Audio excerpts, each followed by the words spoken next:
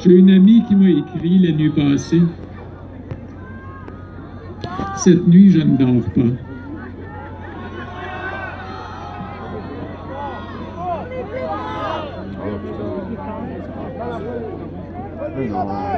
Je m'excuse. La femme, elle me dit, parle moins fort d'habitude. Alors, je vais en profiter.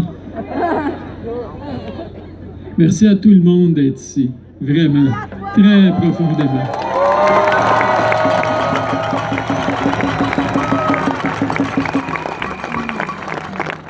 Merci aux organisateurs aussi qui ont travaillé d'arrache-pied pour la tenue de cet événement. Merci.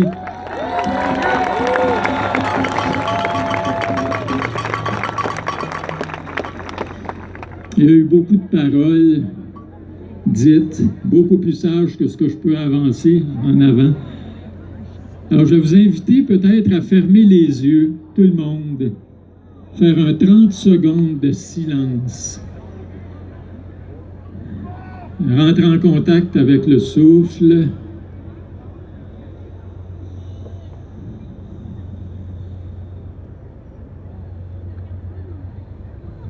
Le calme. Et surtout, le lien.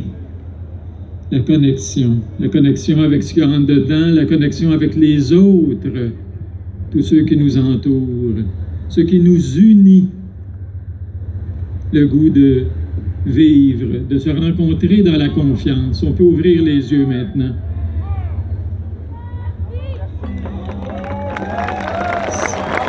Les paroles, vous savez, les paroles s'envolent. Le lien doit rester. Il faut connecter.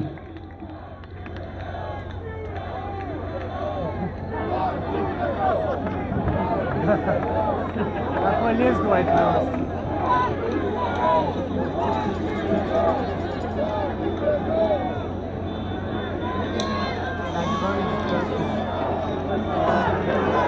Je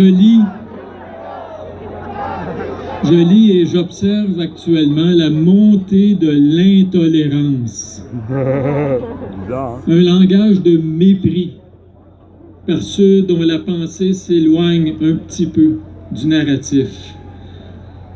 Même Michel David disait, il y a quelques jours dans Le Devoir, dans un texte intitulé « La colère des vaccinés », il y a cependant des limites à se laisser empoisonner l'existence par une minorité de taouins. C'est un terme que je n'avais pas encore entendu. Alors, on est rendu des taouins.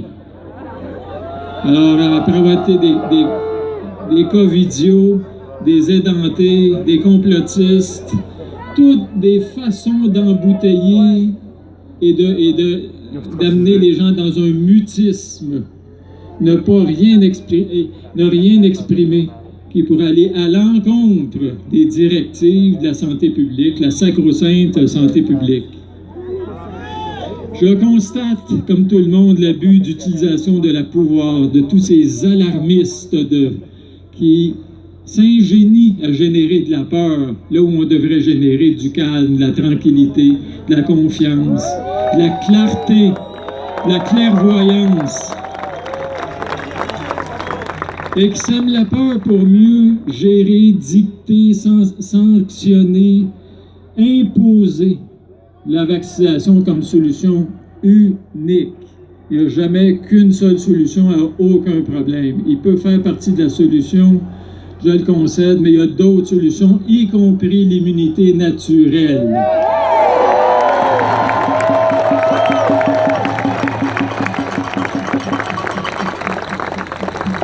Et je constate aussi un silence que j'appelle fracassant chez les collègues, un silence gêné, un silence peureux, un silence qui s'est réfugié dans le confort, dans la conformité, alors que c'est le temps de se lever, de prendre la parole, d'oser dénoncer, oser exprimer quelque chose d'autre de différent, oser se distinguer, oser clarifier puis oser débattre.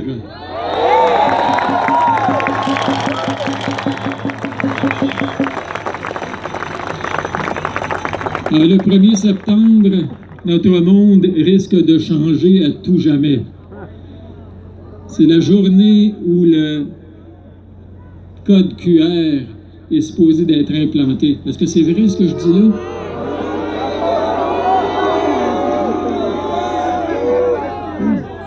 Et c'est très dangereux. Il y a de la discrimination. Les bons, encore une fois, la division, la polarisation, qui est la ségrégation même. Alors, j'ai lu que les jardins botaniques étaient pour être fermés à ceux qui n'ont pas eu les deux vaccinations. Mais, le jardin botanique, c'est aussi un musée et les musées sont ouverts. Alors, j'ose espérer qu'il va être encore considéré comme un musée, ce qui va me permettre de me ressourcer, de me réconforter, de venir méditer et de sortir de ce... C'est là que je suis tombé en amour avec ma conjointe au jardin botanique, qui est ici. Mes chers amis, il y a une urgence, mais l'urgence, elle n'est plus sanitaire. L'urgence, elle est politique. Il y a longtemps qu'il n'y a plus rien pour justifier une urgence sanitaire. En tout cas, depuis 6 mois, il y a une sous-mortalité. Il n'y a rien pour justifier actuellement, dans l'état des lieux, ni le passeport sanitaire, ni l'urgence sanitaire.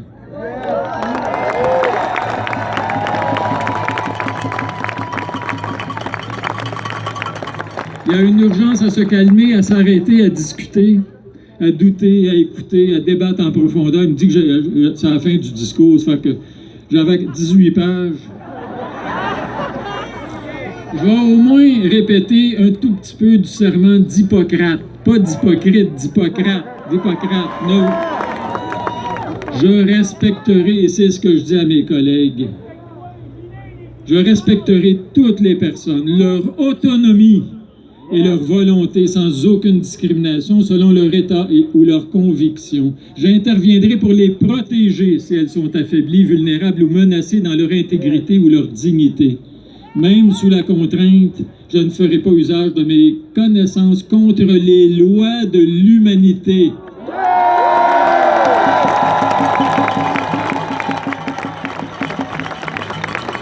J'informerai les patients des décisions envisagées, de leurs raisons et de leurs conséquences. C'est ce qu'on appelle une décision libre et éclairée. Ne vous laissez rien imposer qui va contre votre volonté, contre votre intégrité. Vous avez le droit de défendre ça.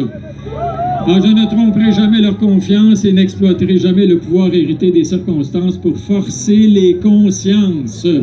Alors, reprenez conscience, reprenez confiance. Voilà. Sortez les parapluies.